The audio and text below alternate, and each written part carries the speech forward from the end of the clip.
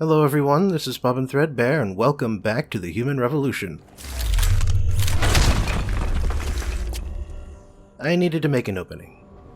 See, the thing about that corridor out there, I could have gotten past the lasers, but there are two guards who are coming to intercept the funicular. And yeah, this is a good way to just avoid them entirely right here. I mean, not that I'm going to do that. I mean, that's not how I roll. You know that. But as for right now, I am going to go up here because this is the only way to hear a certain conversation. As soon as this desert sky is illuminated, you will have time to look around. This building has some history to it. I know. I saw the Floyd reunification show here in 2015 before they turned it into Pika's headquarters. Wow, that must have been good. Yeah, except a couple of people got crushed by a block of concrete. Fell off the side of the building and splat. Ouch. Pink Floyd?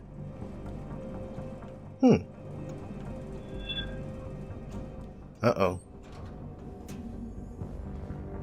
Well, I suppose they must have been alarmed because the funicular came down here and nobody was in it. Yeah, nice little hand clutching the globe thing you got there, guys. Yeah, this is, well, the first video was in the web Picus, online Picus. Second video was the news floor. But this here, this was where the news is actually made. And manipulated. Oh, this is one of those invisible guys. Luckily, seeing through walls lets you see them quite clearly. I think I might have mentioned that before, but I think that was the clearest possible demonstration right there.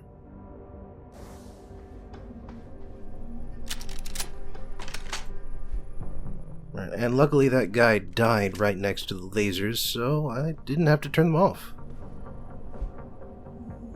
Sneaker. I should do that movie sometime. I mean, it's technically it's not really cyberpunk because it's not science fiction, but it's close enough. You know, it's about cybersecurity, and it's a really fun movie. I can do that for AV Corner. So yeah, look forward to that in AV Corner at some point. Right, anyway, the thing is that even though this is the secret part of Picus News, they've evacuated this part too.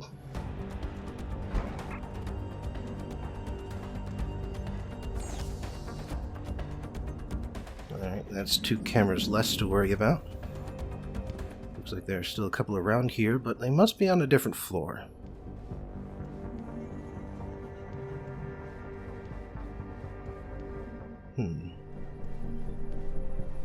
Alright, doesn't look like there's any human security around here.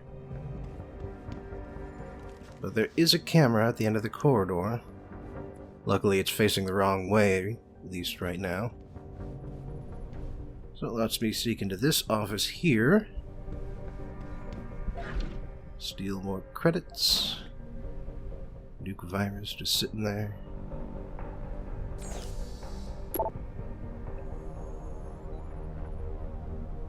Yeah, and this is talking about how their, their goal is to take over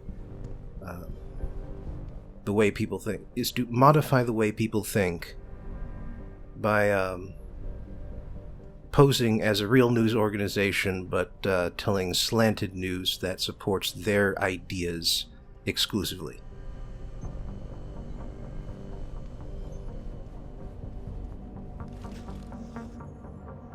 Alright, I gotta be careful here because that camera is going to look over at any second. But there's also this guy to worry about.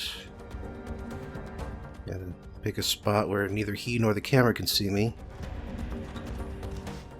And since he's looking away from the door, I can go through it. And the reason I decided to go through all of that trouble, by the way, is because of this security hub. Just gotta make sure nobody's going to spot me through the window here. Gotta be careful about that.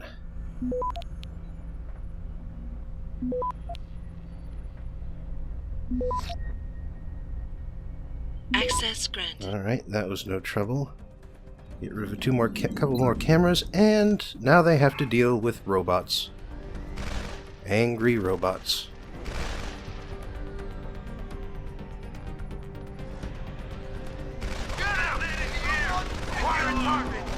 Well, sounds like at least one of them turned invisible. Must be more sneakers around here. Oh hey, and I think one of them actually jumped over the railing just now. I didn't know they could do that.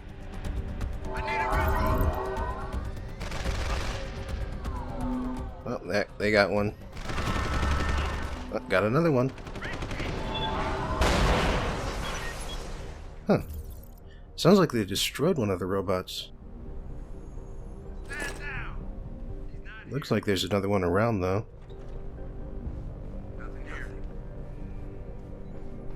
Gotta be careful here. You can return at any time. No one over there. Hmm. You can return at any time. I'll be ready if he shows his face. Alright, there's a guy off in the distance there. Oh, he's invisible, but... Get out here! yeah, turns out Mark and Track has another use. To let you know where a guy's head is when he's invisible. Well, there's another one.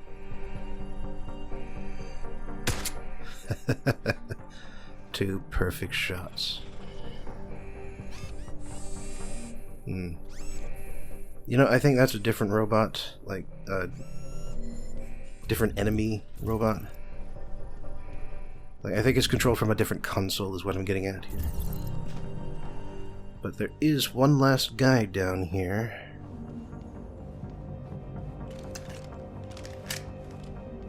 So I should probably take care of him first. Oh man, he died invisible. Huh. I thought it normally shuts off when you die. Hang on. He's on the floor. This guy's on an entirely separate floor. I guess I don't have to worry about him then. Well, if that's the case, then let's start exploring. I'll just have to worry about that later.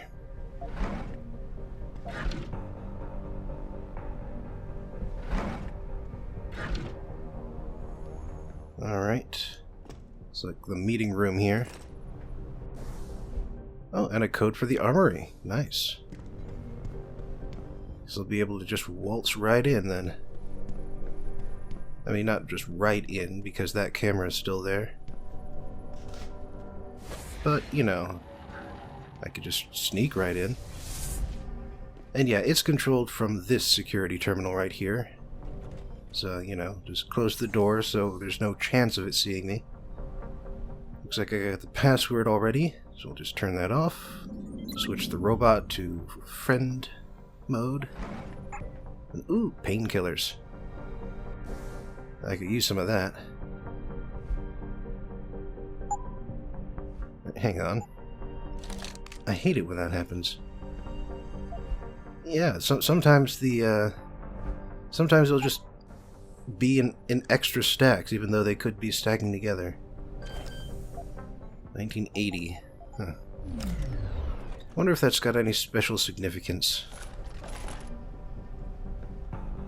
Alright, got some Typhoon ammo to make up for the one I lost accidentally by pressing the wrong button when I was trying to destroy a wall. And this is the cooling system. It's another special mod, of course, for the heavy rifle and the plasma rifle. Oh,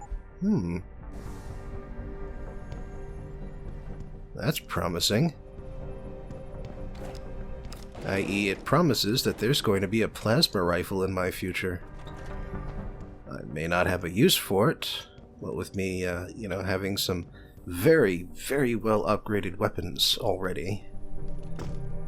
But, you know, I could always hold it for a while just to play around. Right, and that leads back up to the armory. We've already been around here. And I think I alarmed the guy downstairs by dropping that fire extinguisher. But yes, here is the Shadow Newsroom, where people create the Shadow News.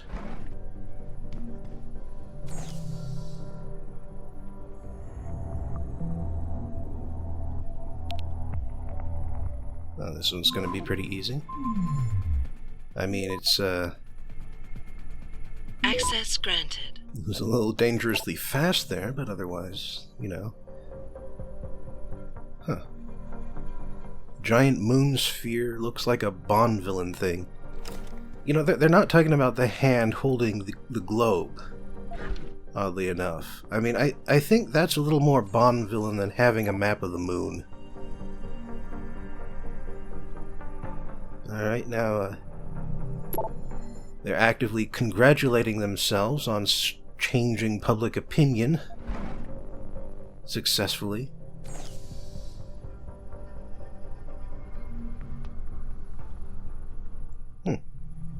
Two enemy stacks. And looks like you have to nail one of them, at least, in order to get to that, that data thing behind them. Access granted. Or, you know, you could nail both of them and just get everything. Roque Publishing. I don't know, maybe that's like a local Montreal take on the whole global conspiracy deal. Or maybe that's an actual thing that I wouldn't know about because I'm not Canadian. But it does feel like they're sort of injecting some local color into this whole global conspiracy thing. The developers, I mean.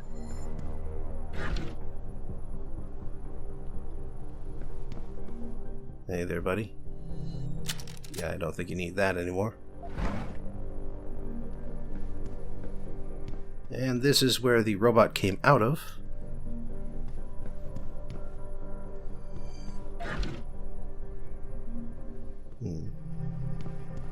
Oh, that's where we need to go eventually. Oh, I guess I'm full up on combat rifle ammo.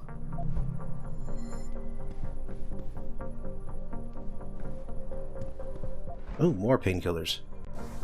Nice. Oh, whoops.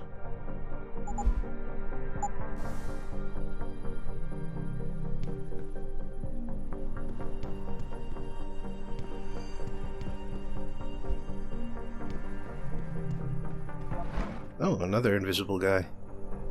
I didn't gun that one down. I guess the robot must have gotten him.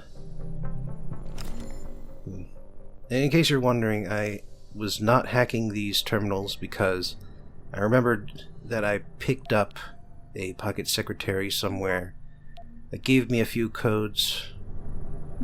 But I just said, you know, screw it. Access granted. I mean, I'm probably going to find it eventually, but why the hell not just go in this order? And yeah, here's a response to the whole "what is Roque Publishing" thing. And this is why I have that theory that it's local color, because it's actually got a history that dates back to before 2011, the year the game came out.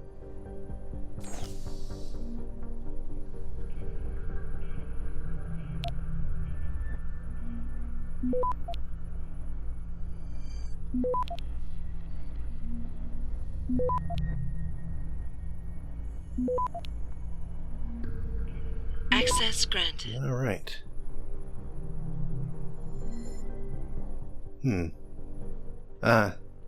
They're worried about the Australian war coverage because they're going a little too far, becoming what is clearly a propaganda outlet, which they don't want because then no one will take them seriously.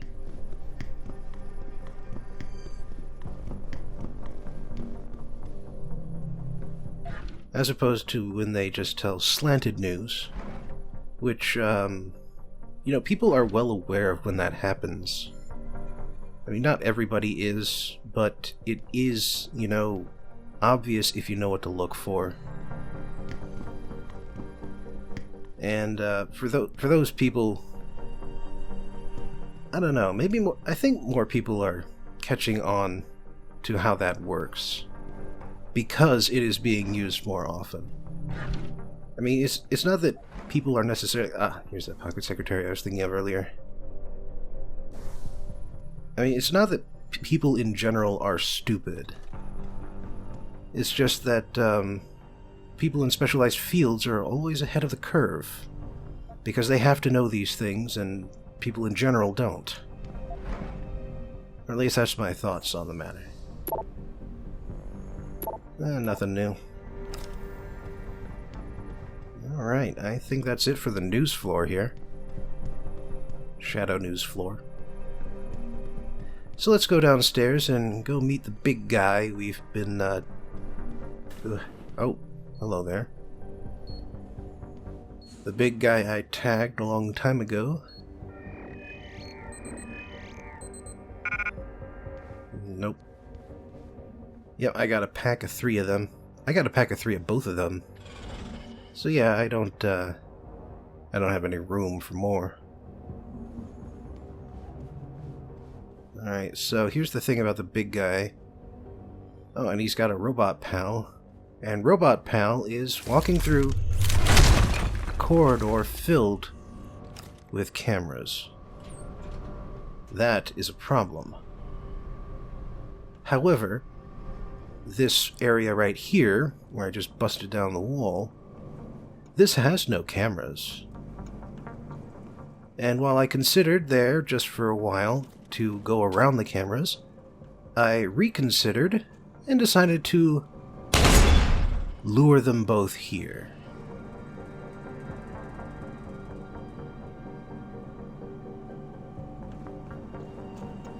Alright, well, it looks like the big guy, for whatever reason, isn't coming to investigate the noise itself.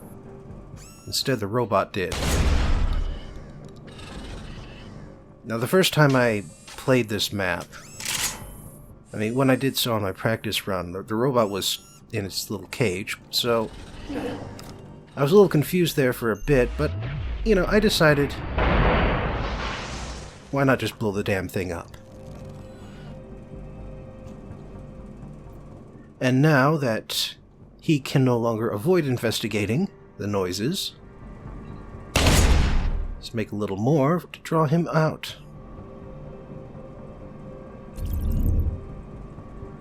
Yeah, I don't think this would count against either Ghost or the alarm thing.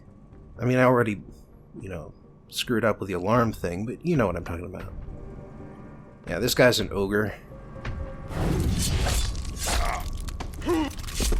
He is vulnerable to headshots from the pistol, but this is just easier. I don't need Typhoon ammo, but... You know, that is a bad sign, because it seems to imply that... I don't think those cameras are moving. So let's just invisible past. But it does seem to imply, at least, that they've solved the backblast problem, and so the enemies can also use Typhoon now, even though that's supposed to be just like an exclusively Seraph thing.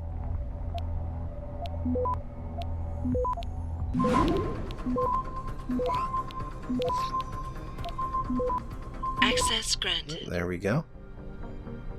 That gets rid of the cameras for me. And maybe that would have controlled the robot, but it's dead now, so, you know.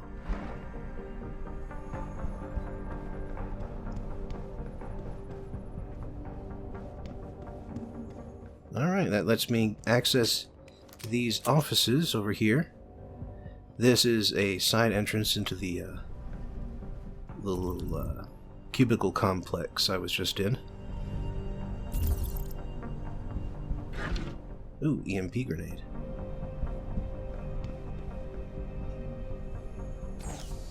Alright, what have you got on you?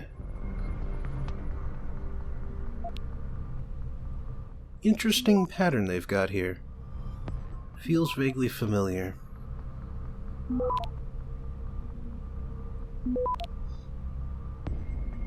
Access granted. Alright, looks like these guys have gone to the lengths of finding a guy who was trying to take Taggart down, finding and actually creating some dirt to use against him.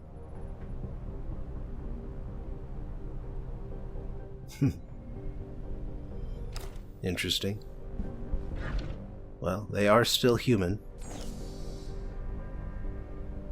Alright, seen that one.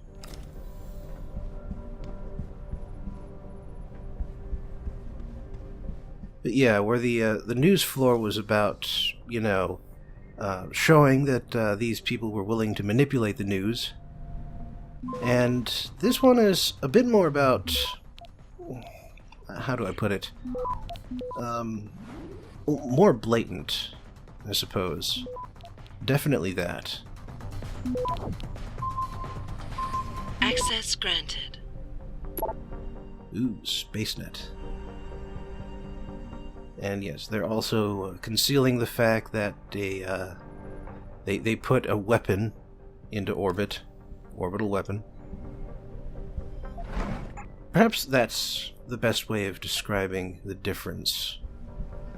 Is that on the news floor, Picus was aware that it was adjusting the news to suit its own personal preferences.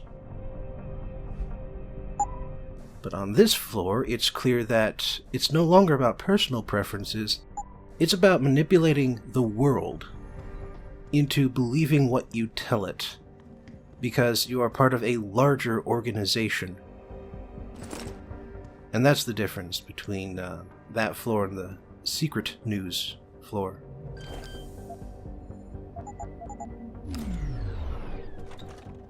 Ooh, Pathfinder.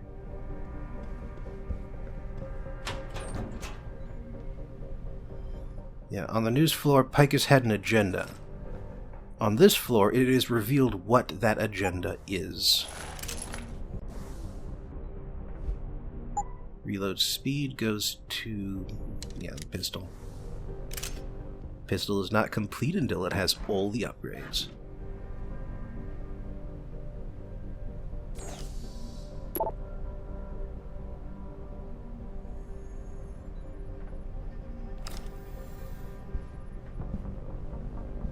Also, yeah, the hole I busted in the wall leads to this duct. And this is how you can get into these office buildings, or office rooms.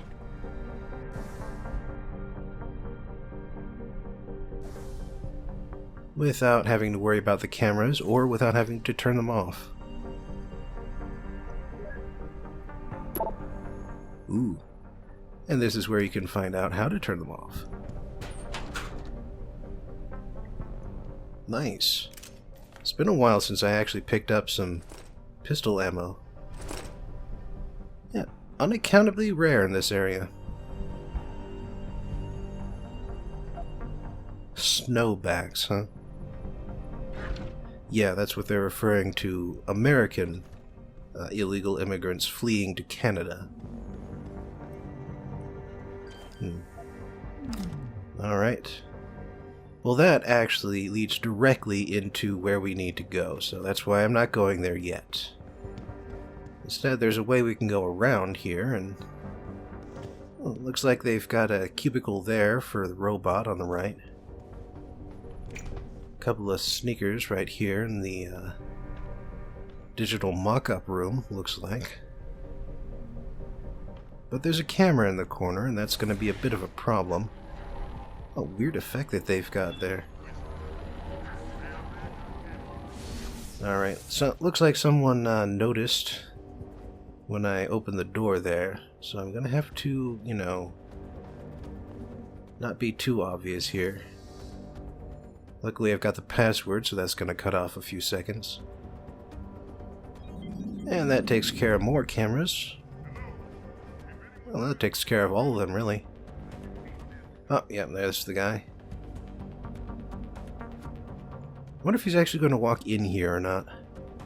Doesn't look like he's going to. Waste of time, nothing here. Yep, gave up. The door opened, but he didn't come through. Oh, crap. Door open, but no one. Screw it. This is just faster. Nearing source of disturbance. Yeah, you do that, buddy. Shit, what a mess. What happened here? Well, someone got shot. You gonna take a look? Oh. Well, you're too late now. Machine pistols. Ooh, a mine template. What can I do with that? Well, I can get rid of some excess shotgun cartridges here. And combine it with... Oh. Yeah. Let's start up my frag mine collection again. Went and used them all up.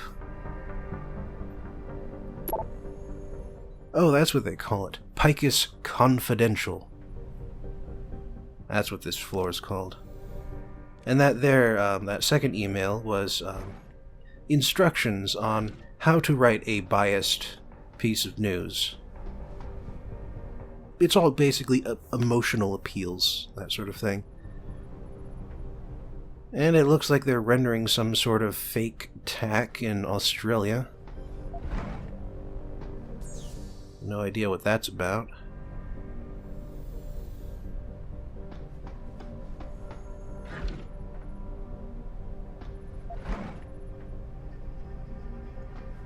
Alright, that does it for the digital room here. So let's head back and take a look at that moon hologram. Yeah, we just sort of glanced at it before, but oh hey, Moonbase Omega preview render.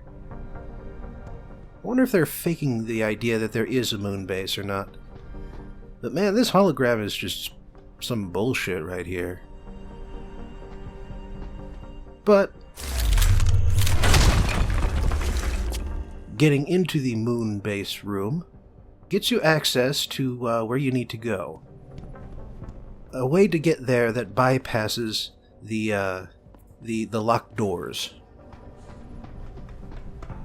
And like I've demonstrated before, you do not need the ability to bust down the wall, so that is how you can get in there without having to worry about, having any mods. Although, of course, this is also a perfectly good way of getting in.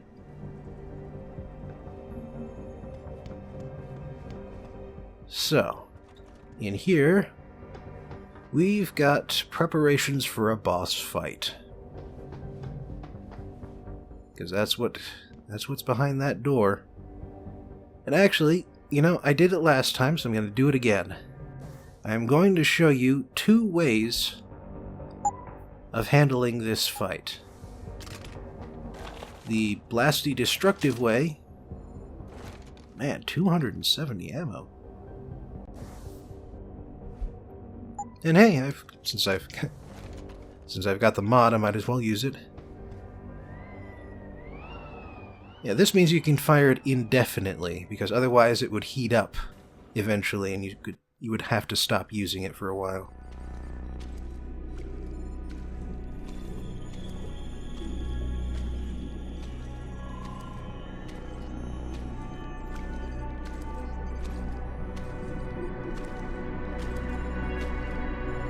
Hello, Adam.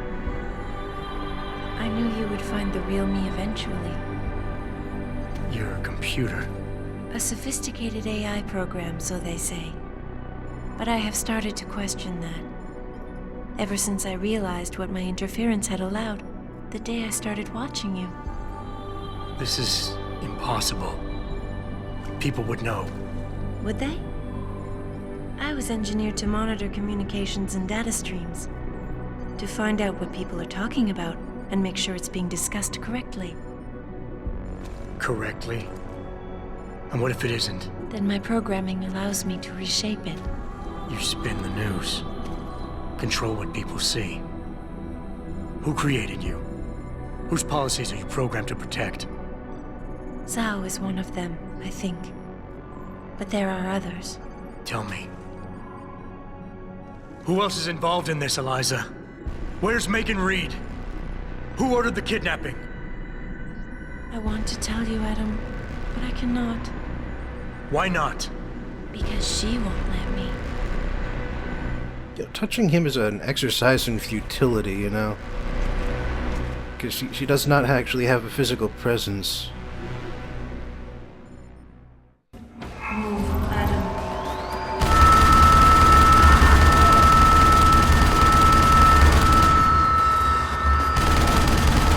An electrical current through the coolant will disable my cloak, but it will also damage you.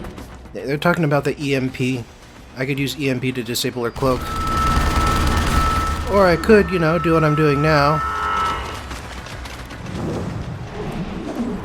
I think she's a little too far away for this to work. Stop her, Adam. Or we both disappear. But yeah, these are all full of electronics, and your see-through walls ability lets you see electronics. So it does, you know, work to conceal her a little bit. She comes. Oh, there she is.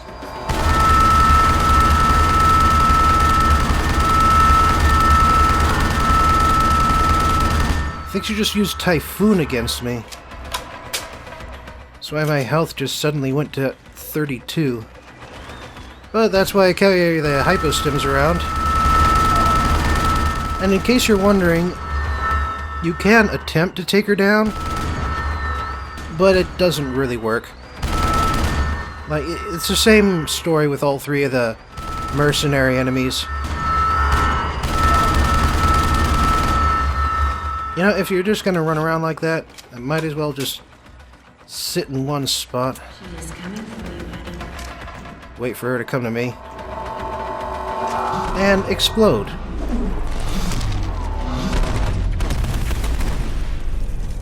Oh, that got her. But yeah, you saw she used Typhoon against me just like an instant before I used it against her. Anyway, we don't need to see that cutscene again. Even I can see Oh, yeah, there she just used it. power after seeing your family here. I have lost track of her, Adam. Huh. She doesn't know where I am, so she's hiding. And yeah, you can also track her by the footsteps on the water. Anyway, I didn't want to use, you know, invisibility all the time. But the thing is that I'm pretty sure she also has the see-through walls ability. Because if you are not invisible, she will basically track you down instantly. Access granted. Anyway, I needed to do that She is coming for you. so I could start climbing up to the second floor here. And yeah, this is what I was talking about. I mean, I was concealed from her position. She could not have possibly seen me. So much easier if I reacted like she does. Strictly to her. But yeah, the instant I went visible, she knew where I was. It's kind of annoying. Adam, the coolant on the floor. It is electrically conductive. Yeah, I get that. But yeah, apparently she's got something of a backstory here. She watched her parents die in front of her. She is kind of kill crazy in general. That sort of thing. Yeah, I'm just not going to even bother with the data stores this time. It's not worth it. Access granted. And set those to enemies. And the turrets it is referring to are on this floor. There are turrets up in the, yeah, like right up on the ceiling there. And so, yeah, I've decided to turn visible, that so she will track me down, or so I thought. Because I guess at last she has lost track of me. So instead I'm going to do the other thing I can do from here, which is pipe in some gas into the first floor. Like so. I do not think I mean, it doesn't take her down immediately like it does to normal enemies, but the gas does slow her down, takes some of her hit points away. I have watched you ignore your most basic programming, self-preservation, just like I have. She does not stay quiet. Alright, I'm waiting for the gas to recharge here. Checking to see if... yeah, there she is, stalking around down there. I don't get it. I mean, during my practice run, I did get her to come up here. I mean, just turn invisible so she can't just keep firing at you, and once you do that, once you do that, the turrets make short work of her, same as with Barrett. Ah, there she is, standing right in the gas, breathing it in. Yeah, she cannot survive in it indefinitely like Adam can once he gets the lungs upgrade. But this is kind of weird. Even I can see how a child might become furious, hollow, after seeing her family killed. Yeah, she said that before, but it's nice to hear it more clearly here. But yeah, you can see on the wall there, that'll turn off the lasers. Of course, I didn't have to worry about that. I can turn invisible, you know.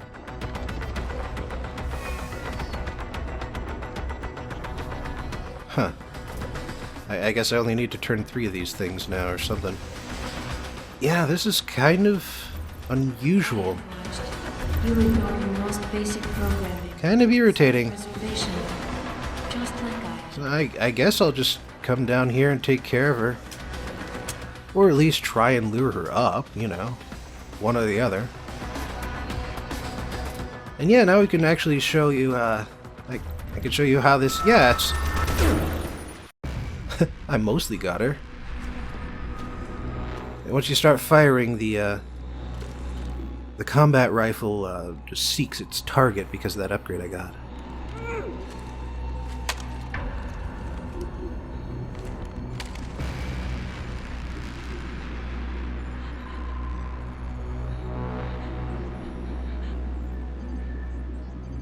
Her life signs are fading.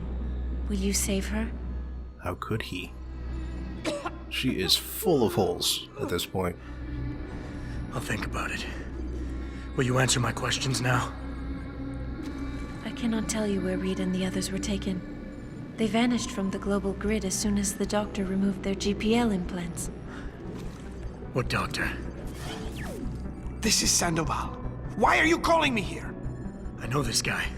He's Bill Taggart's aide. He was a trauma surgeon before he became an anti-augmentation activist. Would you like to hear more? Yes.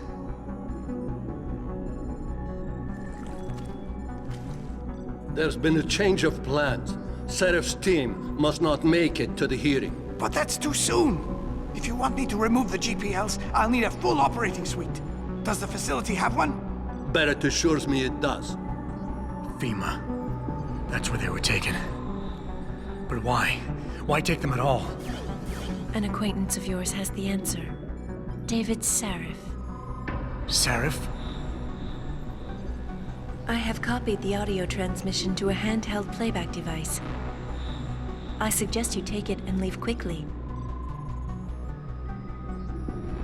Yeah, she's dead.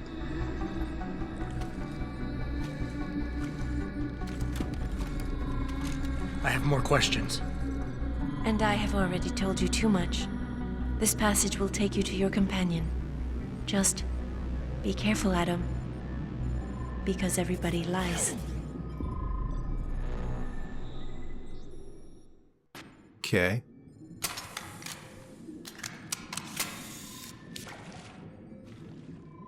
Alright, she's got a couple Typhoon ammo here. Like I said, she can and will use it against you.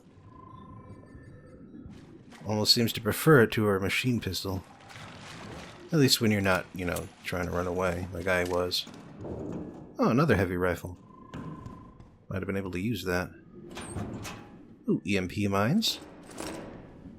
I've got room now because I've spent some ammunition and used up quite a lot of those bars. And yeah, time to head out. Now, as it turns out, the sub-basement isn't actually that far underground, as you can see here.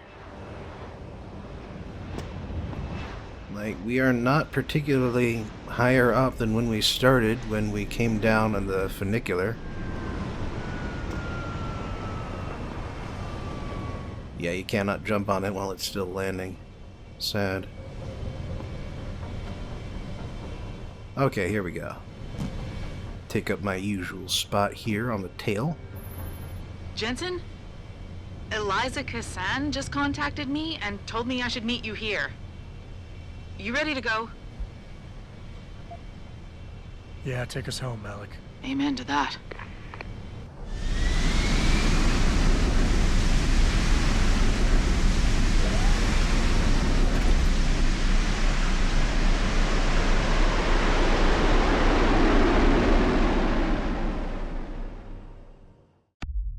So, when the time came for me to choose a topic for today's Science Corner, I had to choose between either the development of media technology and techniques, or else a look at artificial intelligence.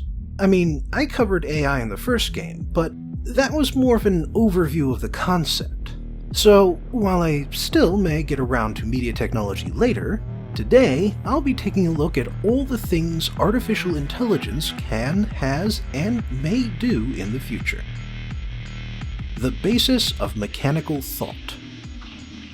So, do you remember that last Science Corner, how I was talking about transistors and how you can use them to build logic gates? Because now I'm going to pick up where I left off and explain how logic led to artificial intelligence. In the beginning, computers were created to solve complicated math problems. That's the root of the name, something that computes. Logic gates are very good at math. Let me illustrate this with a simple problem, 1 plus 1.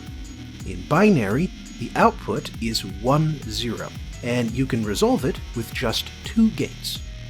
The first digit uses an XOR gate, which outputs a 1 if a single input is 1, and a 0 if both inputs are 1 or 0. The second digit uses an AND gate, which will only output 1 if both inputs are also 1. You need a lot more gates and transistors to add larger numbers or perform more complicated functions like tangents or circumferences, but I think you guys get the idea. Computer programs evolved out of a need to process these complicated calculations on machines that don't have them all built into the hardware. The early solution was to switch all the wires around between each pass so that they fed into the right logic gates in the right order. But then, the Hungarian-American physicist John von Neumann developed the computer architecture that was later named after him. Von Neumann worked on the Manhattan Project and later helped develop the hydrogen bomb, and to do so, he needed to use the most powerful computers of the 1940s. So, in 1945, he wrote a paper that described a computer that could store both its inputs and its instructions at the same time. The first step towards a machine that was capable of making its own decisions. Artificial intelligence as a field of study got its official start in 1956. That's the year in which a speaker at Dartmouth College first used the words artificial intelligence to describe a computer or a robot that could think and reason like a human. Of course, progress in the field had begun even before they came up with a name. Starting in 1951, computer engineers were creating programs that could play checkers and chess.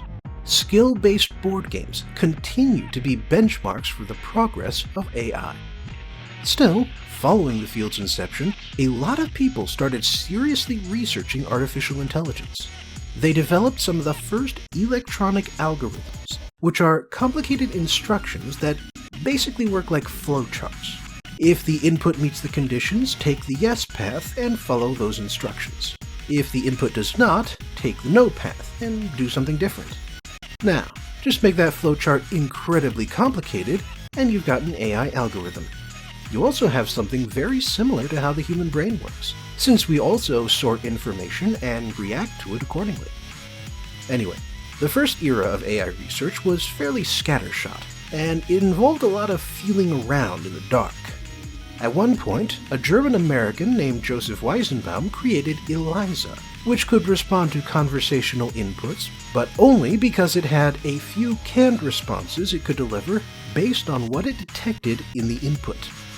However, none of this research was delivering concrete results, and everyone was way too optimistic about how fast they could create something as smart as a human.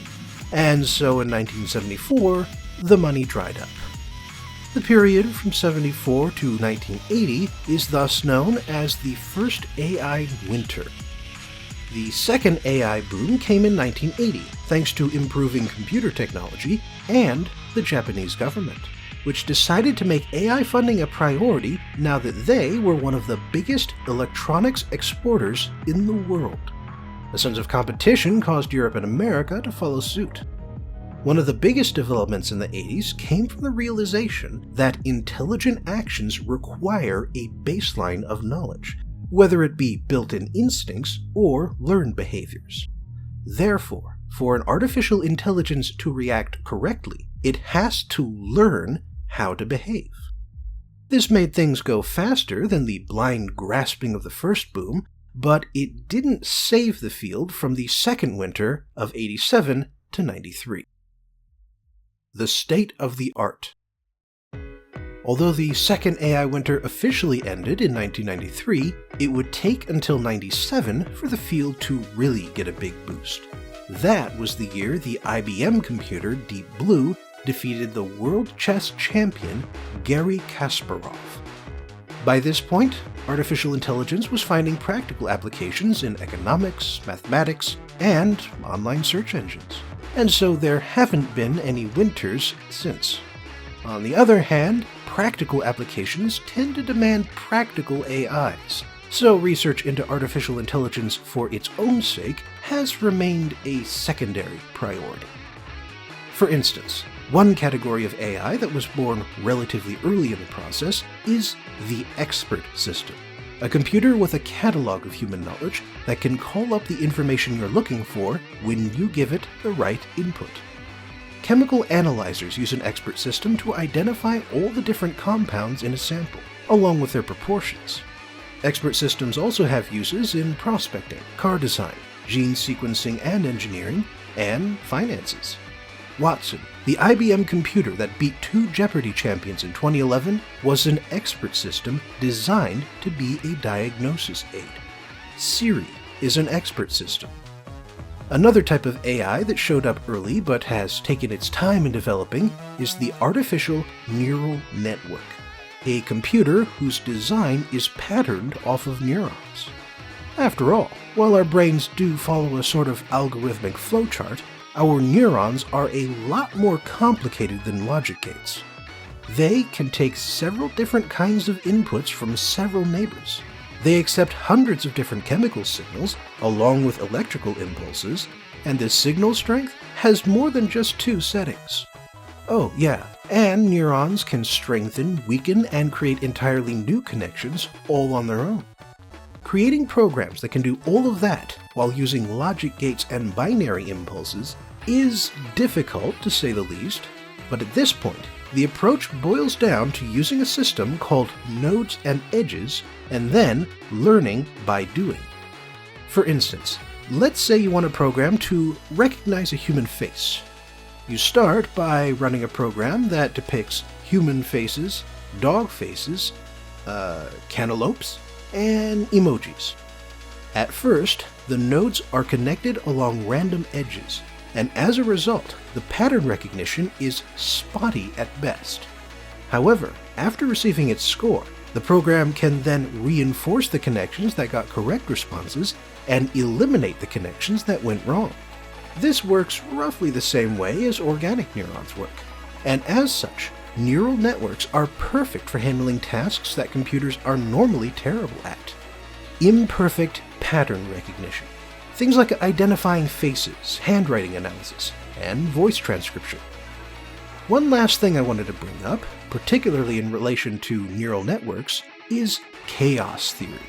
Chaos theory is a complicated field, but the idea of it is that a mathematical system might be sensitive to changing inputs and appear random when your measurements aren't equally sensitive, but even the most chaotic of systems can be predicted with enough information.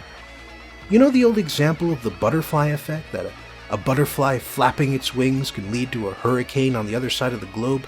The point is less that butterflies can cause natural disasters, and more that if we have instruments that can detect a butterfly's flapping wings, and equations that can map out how the apparently random wind blows, we will be able to predict hurricanes long before they form. Chaos theory allows AIs to create a margin of error and to predict future actions that are similar but not identical to previous inputs. Have you noticed the way that Google search suggestions are now related to the last thing you typed in? That is an application of neural networks and machine learning. The speculative future. Measuring artificial intelligence against human intelligence is a mostly pointless exercise. In some ways, humans are and may forever be superior to computers. In other ways, AIs are already better than humans and have been for years. The fact that both these statements are true just goes to show how different organic and electronic intelligence are. I mean, an AI can win at chess by holding a record of every single possible chess move and always choosing the one that's most likely to lead to victory. The best a human brain can do is think a few moves ahead and memorize a few strategies for specific situations. And yet, when it comes to language, written or spoken, and of course communication through artwork, humans are still much better at it than machines. Still, it's undeniable that computers and AIs are getting faster, more powerful, and more sophisticated, and the number of ways we can use AI in the future is steadily growing. Self-driving cars, for instance, have been a pipe dream since the first era of AI research. Unlike back then, however, we are now close enough to the goal that we can see the finish line.